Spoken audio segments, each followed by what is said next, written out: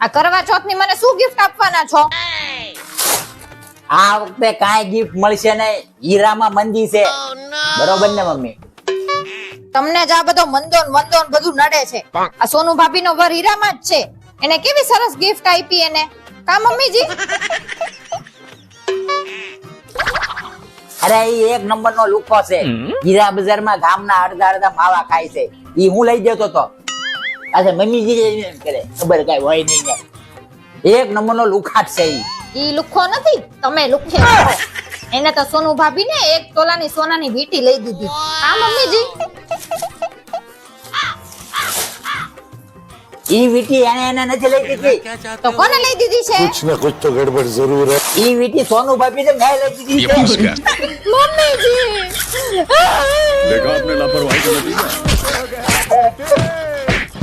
ऐसे हालात में बेहतर यही है कि वक्त रहते इंसान सतर्क होकर अपने जज्बात को काबू में रखकर अपने कदम पीछे हटा ले और अपनी जिंदगी को एक नई दिशा की तरफ मोड़ने की कोशिश करे।